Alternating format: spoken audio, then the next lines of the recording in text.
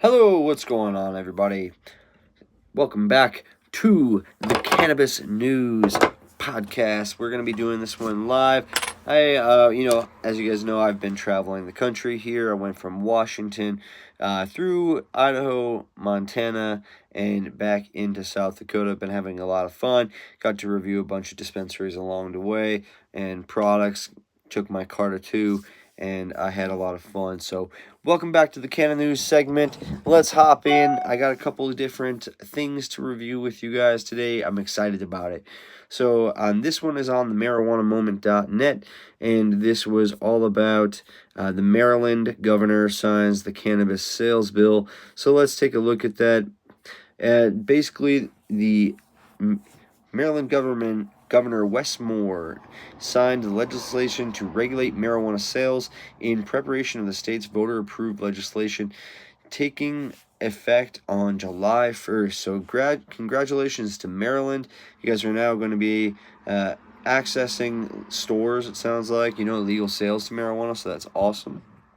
No longer having to go to some kind of trap house to get your stuff. Also on this website saying the U.S. Department of Transportation finalizes drug testing rules that changes to allow saliva as an alternative to urine screening, and advocates say that this is cool because it would result in fewer positive tests for transit workers who used marijuana days prior and they aren't high on the job. So, hey, cool to those guys. I personally think that the saliva test, wouldn't work for me personally, because I'm always got it in my saliva. What's up, Desert Growth Spirit? How you doing, brother? If you guys don't know Desert Growth Spirit, go and check out his channel right now, dude. He's my fellow Gromie, and I'm always trying to show my fellow Gromies love, dude.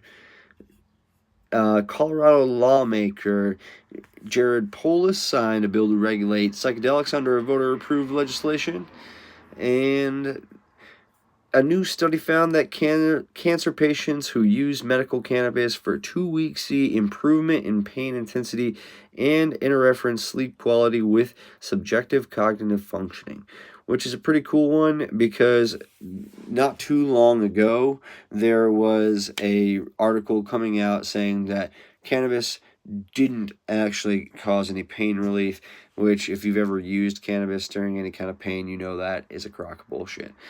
So, next one came out from the Department of Health, the National Institute of Health, and this is young men at highest risk for schizophrenia linked with cannabis use disorder. And this came out of a different country. It said it was spanning 5 decades, but I have a little bit of question in some of that just based on what it says later on. It says researchers found strong evidence of association between cannabis use disorder and schizophrenia among men and women, though the association was much stronger among men. Using statistical models, the study authors estimated that as many as 30% of cases and schizophrenia among men aged 21 to 30 may have been prevented, averting cannabis use disorder. See, and that's the thing, it's may have, there's no definitive science saying that it was actually cannabis use disorder that caused schizophrenia. Now, there is well-documented things that people with underlying schizophrenia, if they use either cannabis or some kind of psychedelic, it can trigger that schizophrenic episode. And I would not say that this article, this is on the NIH.gov, I wouldn't say that it really gives you anything definitive that says cannabis does cause this. They just did have it. They had a correlation in Denmark studying health records between 1972 and 2021, showing that some of these people between cannabis use disorder and schizophrenia, and although there are many risk factors associated with schizophrenia, in this study, researchers sought to estimate the proportion of all schizophrenia cases that may be attributed to cannabis use disorder, specifically across sex and age groups at that population.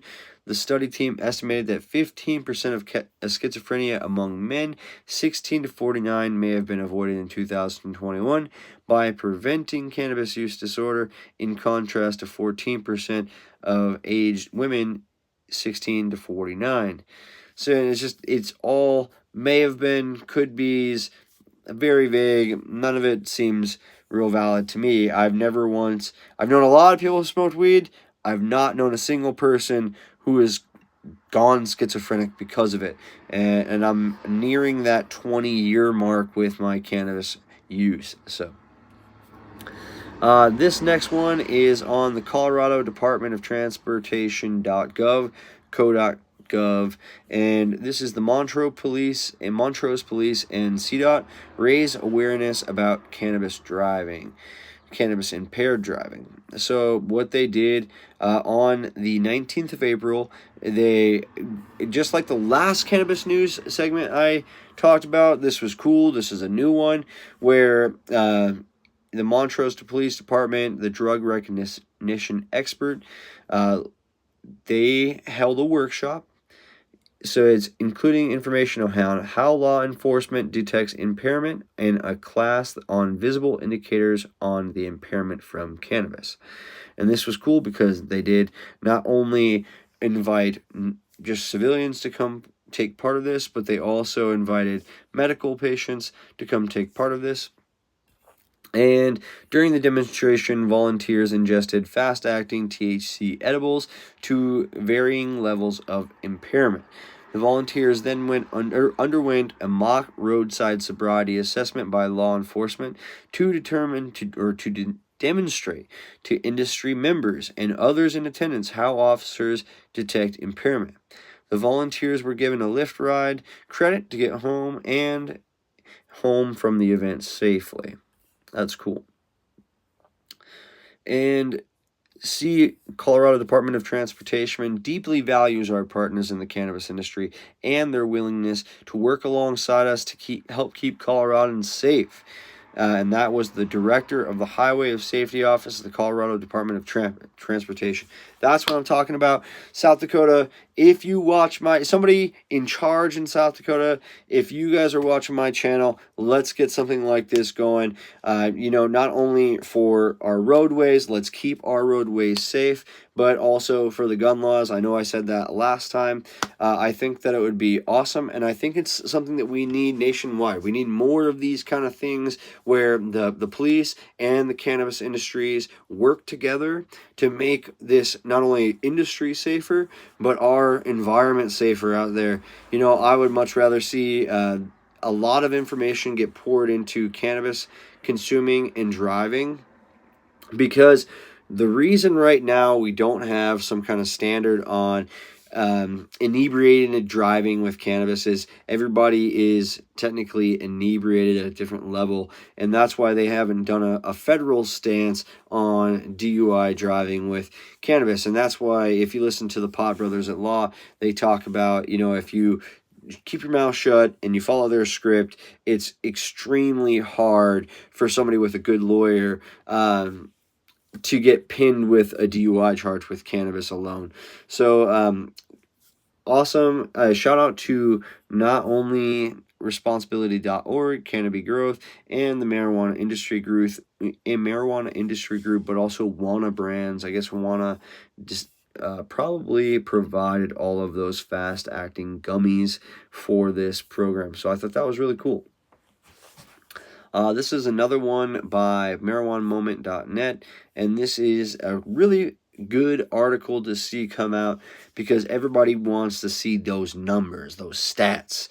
And this is: teen marijuana use has been declining since legal dispensaries have started opening, and this was a federal CDC study shows. So even as more states have moved to legalize marijuana, rates of current and lifetime cannabis use among high school students have continued to drop, newly released federal data shows. And this comes from the Center for Disease Control and Prevention, Youth Risk Behavior Survey published last week found that teen use of all monitored substances, including marijuana, alcohol, and prescription drugs, has decreased linearly over the past decade, mostly because the kids are soft nowadays, you bunch of pussies. Anyways, when it comes to cannabis, what's especially notable is the federal study shows high school students' use was trending up from 2009 to 2013, before legal marijuana dispensaries started opening, but has been generally on the decline since then. The first state recreationally legalized laws were approved by voters in 2012, with regulated retail sales beginning in 2014. The latest data from the biennial survey shows that 15.8% of high school students reported using marijuana at least once in the 30 days in 2021, down from 21.7% in 2009 and significantly lower than the record high of 23.4% in 2013. So this is one hilarious thing that I thought that they put into this article is health officials have been encouraged by the trend, though they pointed out that the social isolation policies resulting from the coronavirus pandemic likely played a role into the extent in which substance misuse declined among youth in the most recent 2-year period measured. And I call that a bunch of bullshit, because if you're like me, if anybody else was like me, during COVID and all the lockdowns, it was completely backfired. People were drinking and hanging out and smoking weed more than ever together. It was wild. House parties went crazy. It was so much fun. Bring back house parties, you know what I'm saying? That was dope. All right, that's about all I have to say about this one. Teens aren't using marijuana as much. That's very good. I like that. This one is disgusting. This was Forbes.com. Florida judge suggests medical marijuana patient takes Xanax instead of using medical marijuana. And this is disgusting. This was from a Pinellas County Court judge. Dorothy Vaccaro told a 21-year-old defendant that she probably didn't have post-traumatic stress disorder or cancer, and therefore she shouldn't be using medical marijuana.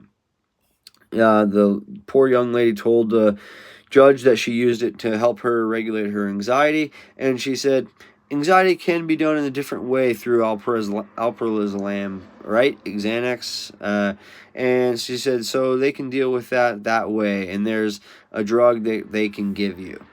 So, congratulations. Like, I don't know how this fits into any judge's idea of freedom, or how that fits into their position of being a judge in our Declaration of Independence, and how we have a Bill of Rights and what that says. And I don't understand how that could be possible for a judge to tell this poor young lady that she can't use a plant and she has to use a pill. That is terrible. Pretty upsetting. This one is a new research confirms that a plant killing black root rot in a marijuana facility. And this is interesting. I was looking for like the actual name of this black root rot, but apparently this hydroponics facility and aeroponics facility in Canada, British Columbia, Canada, they have gotten this black root rot disease, and it's killing off quite a bit of their product, but also they had to throw away a bunch of different cultivation tools and equipment because it was infected with this fungus. And let's see here, I'm trying to find what I was looking for earlier on this. It said it's nothing to be ashamed of because the facility is quite clean. This is the kind of thing that, especially when you're running water hydroponics, aeroponics, water can harbor bacteria. You just got to be so clean with it sometimes. And this is what they were saying in Australia.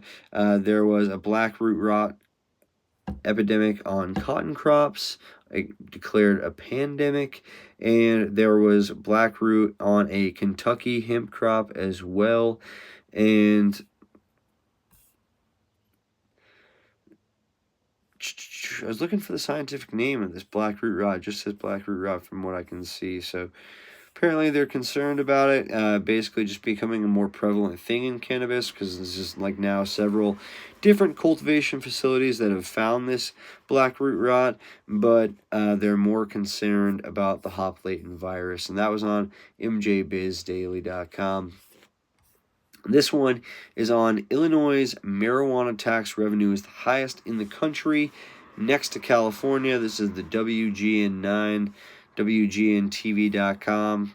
And Illinois taxes legal cannabis with some of the highest rates in the country, with up to over 40% of the sales price. And that is crazy. They are claiming on this business, Chicago business site, that 48% of the Illinois marijuana users have converted over to the legal marijuana market for cannabis. And compared to Michigan, which is only 75% of the market is now going to legal, I guess, which is pretty good. I wonder if they have that statistic for South Dakota. That'd be fun. And it does say that people in the state of Illinois, they can grow a couple of different plants for themselves.